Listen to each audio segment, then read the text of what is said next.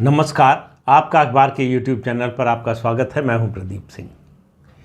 एक सामान्य से संत ने बाबा बागेश्वर धाम, पंडित धीरेंद्र शास्त्री, नाम आपने सुना होगा। इन दिनों बड़ी चर्चा है उनकी, बहुत तरह के बयान उनको लेकर आ रहे हैं। बिहार में 5 दिनों से उनकी कथा चल रही थी। एक संत ने क्या किया, अपनी कथा से सेकुलरिज्म और जाति की राजनीति करने वाले पुरोधाओं को हिला दिया। इस पूरी राजनीति की जड़ को उन्होंने हिला दिया। उन्होंने एक बार भी जाति की बात नहीं की, एक बार भी किसी और मजहब की बात नहीं की।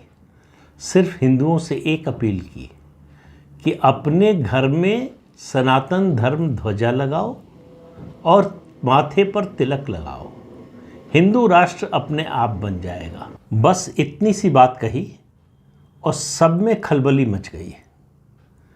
नीतीश कुमार, बिहार के मुख्यमंत्री, उन्होंने कहा ऐसे कोई कैसे बोल सकता है, देश में संविधान है। कौन मना कर रहा है देश में संविधान नहीं है?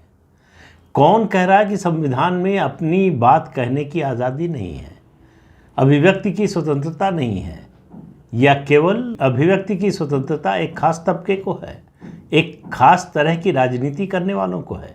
उससे विरोधी जो विचारधारा हो उन लोगों को बोलने का अधिकार नहीं है।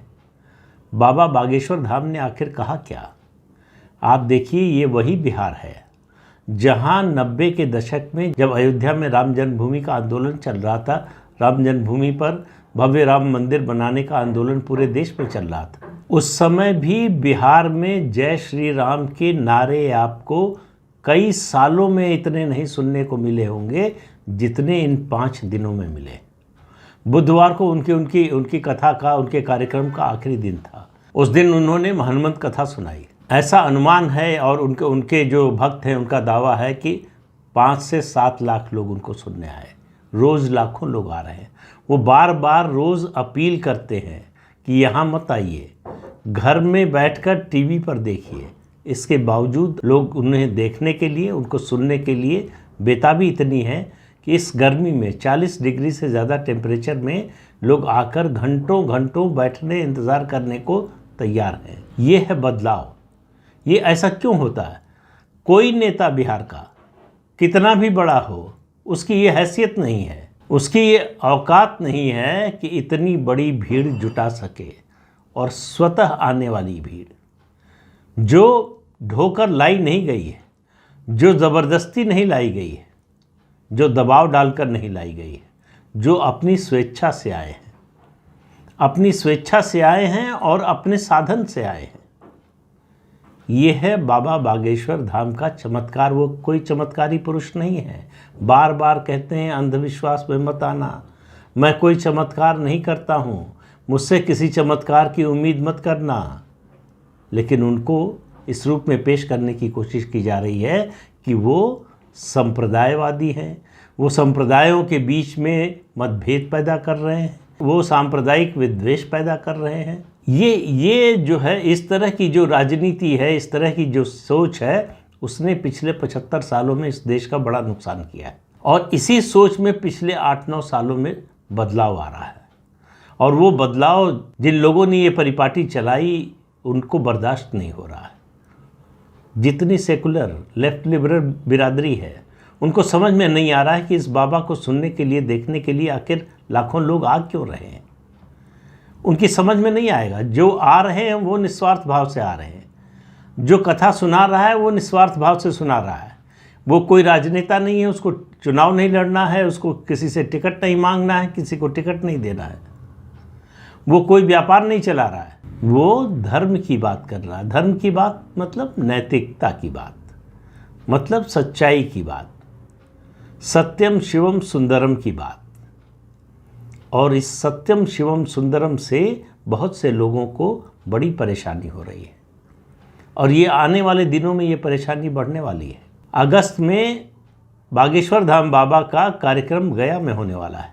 तो 30 साल, 3 दशक से ज़्यादा की जो राजनीति है जाति की और तथाकथित धर्मनिरपेक्षता की, उसको चुनौती दी है बाबा बागेश्वर धाम ने। उनके कार्यक्रमों में जिस तरह के लोग आ रहे हैं वो किसी एक जाति के नहीं हैं, वो ये सोच कर नहीं आ रहे हैं कि हम इस जाति के हैं तो इसमें जाएं कि नहीं जाएं।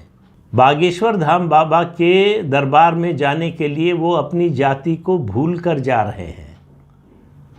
उनके लिए जाति का कोई मतलब नहीं है। ये असर होता है धर्म का। अब आप जरा सा इसको कंट्रास्ट कीजिए, इसकी तुलना जो है दूसरे पक्ष से कीजिए। इन्हीं लेफ्ट लिबरल्स का तौर तरीका देखिए, इनके तर्क देखिए। एक संस्था है तबलीगी जमात। तबलीगी जमात का काफ़ी नाम आपने जो है पहले अगर नहीं सुना हो तो कोरोना के दौरान तो बहुत सुना होगा।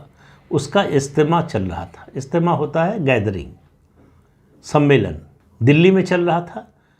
देश भर से और दुनिया भर से उसमें शामिल होने के लिए लोग आए हुए थे। उसी दौरान कोरोना हो गया और वो सब भागने लगे, देश भर में फैलने लगे। कहा गया कि एक जगह रहिए, अपने को क्वारंटाइन कीजिए, लेकिन नहीं, वहाँ से उनके मुख्यालय से, उनके डेटाबेस से नाम निकालकर 7,000 से ज़्यादा लोगों को देश के अलग अलग हिस्सों में ट्रेस किया गया। जो बाहर से आए थे उनको जो है कुछ दिन रखने के बाद उनको डिपोर्ट किया गया। रोक लगा दी गई कि इस तरह के इज्तिमा में ये लोग नहीं आ सकते, उनको ब्लैकलिस्ट किया गया। सुप्रीम कोर्ट गए, वहाँ से राहत मिली।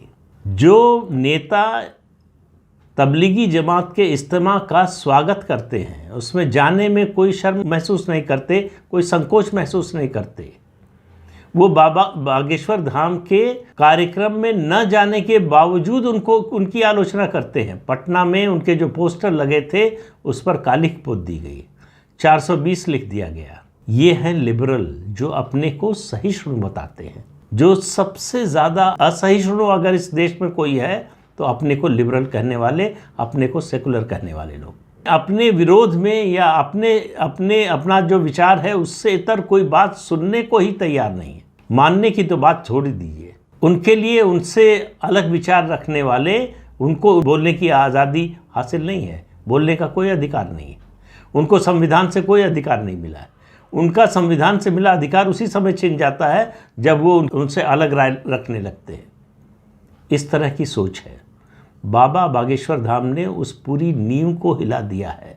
जो जाति में लोगों को बांट कर रखना चाहते हैं, उस जाति के बंधन को कम से कम उनके कार्यक्रम में जाने वालों ने तोड़ दिया है। उनके कार्यक्रम में जाने वालों ने ये नहीं सोचा कि हम किस जाति के हैं और हम किस जाति का समर्थन किसको करते हैं, किसको नहीं करते हैं। ये तबलीगी जमात कैसे शुरू हुई? तबलीगी जमात शुरू हुई जो कन्वर्टेड मुसलमान हैं उनको कट्टर मुसलमान बनाने की ट्रेनिंग देने के लिए। आप बात को समझ रहे हैं? ऐसे मुसलमानों की संख्या बहुत बड़ी थी, कन्वर्टेड मुसलमानों की, जो ज़्यादातर भारत में है कन्वर्टेड ही हैं, जो अपना रीति रिवाज जब वो हिंदू थे वो भूले नहीं हैं। शादी में रीति रिवाज उसी तरह से, चूड़ी पहनना, बिंदी लगाना महिलाएं करती थी, और उसके अलावा पुरुष जो है वो धोती पहनना, इस तरह के वस्त्र पहनना। उस सब को रोकने के लिए, उनको कट्टर मुसलमान बनाने के लिए तबलीगी जमात का जन्म हुआ और इसकी शुरुआत हरियाणा से ही हुई और देश और दुनिया भर में इसकी शाखाएं हैं। और ये इनके खिलाफ कुछ बोलिए, इनकी आलोचना कीजिए, कुछ इनसे सवाल पूछिए तो कहते हैं हम तो सिर्फ दीन की बात करते हैं। भाई, अगर मान लेते हैं कि आप सिर्फ दीन की बात करते हैं तो हमको ये बताइए कि इस्लामी राज्य सऊदी अरब में तबलीगी जमात पर बैन क्यों लगा हुआ है? क्या सऊदी अरब के लोग इस्लाम को नहीं मानते? क्या सऊदी अरब के लोग दीन की बात नहीं सुनना चाहते? ये तबलीगी जमात इज्तिमा के जरिए मुस्लिम रेडिकलाइजेशन का कार्यक्रम चलाता है। ये एक देश विरोधी संगठन है जो समाज को तोड़ने, समाज में सांप्रदायिक विभेद पैदा करने, सांप्रदायिक विद्वेष पैदा करने, मुसलमानों में कट्टरता भरने, हिंदुओं के खिलाफ जहर बोने का काम करता है। उस संगठन को सेकुलर और लेफ्ट लिबरल बिरादरी के लोग जो है वो समर्थन करते हैं। बाबा बागेश्वर धाम ने 5 दिन के अपने कार्यक्रम में एक बार भी मुसलमान शब्द का जिक्र नहीं किया। उन्होंने बात की तो सिर्फ हिंदू धर्म की, सनातन धर्म की, सनातन धर्म के रीति रिवाजों की, और एक सनातनी को कैसा आचरण करना चाहिए, उसका आचार व्यवहार और विचार कैसा होना चाहिए, और सनातनी लोगों के लिए क्या वर्जित है और क्या स्वीकार्य है। बाबा बागेश्वर धाम छत्तीसगढ़ भी गए थे वहाँ आपको पता है कि बड़े पैमाने पर ईसाईकरण का अभियान चल रहा है। हिंदुओं को, खासतौर से आदिवासियों और दलित समाज के लोगों को ईसाई बनाने का काम चल रहा है। उसके लिए उनकी एक चंगाई सभा होती है जिसमें कन्वर्जन होता है, जिसमें वो चमत्कार दिखाने की कोशिश करते हैं। सब पहले से तय किया हुआ रहता है। एक व्यक्ति आएगा व्हील चेयर पर और वहाँ पर पादरी जो है उसके ऊपर पानी छिड़केगा, मंत्र पढ़ेगा, कुछ करेगा और उसके बाद वो उठकर मंच पर दौड़ने लगेगा। इसके जरिए लुभाकर कम पढ़े लिखे अशिक्षित लोगों को भरमाकर, धन देकर, प्रलोभन देकर, दबाव डालकर, डर दिखाकर उनका धर्म परिवर्तन कराया जाता है। उस चंगाई सभा का पूरा कार्यक्रम बिगाड़ दिया बाबा ने। वो जो कहावत है ना कि अकेला चना भाड़ नहीं फोड़ सकता, उस कहावत को पंडित धीरेन्द्र शास्त्री ने गलत साबित कर दिया। एक व्यक्ति भी परिवर्तन ला सकता है, शर्त सिर्फ इतनी है कि उसका इरादा नेक हो, निष्ठा हो, ईमानदारी हो और उद्देश्य बिल्कुल स्पष्ट हो। जो बाबा बागेश्वर धाम कर रहे हैं, सनातन धर्म की बहुत बड़ी सेवा कर रहे हैं, तो उनके खिलाफ जो प्रचार हो रहा है उस बहकावे में मत आइए। उस बड़े लक्ष्य को देखिए जिसे हासिल करने की वो कोशिश कर रहे हैं। तो आप जहाँ भी हैं, जिस रूप में भी हो सकता हो, उनके विरोध में कही गई बातों का प्रतिकार कीजिए। तो इस अंक में इतना ही। अगले अंक में फिर मिलेंगे किसी नए मुद्दे के साथ। तब तक के लिए अनुमति दीजिए।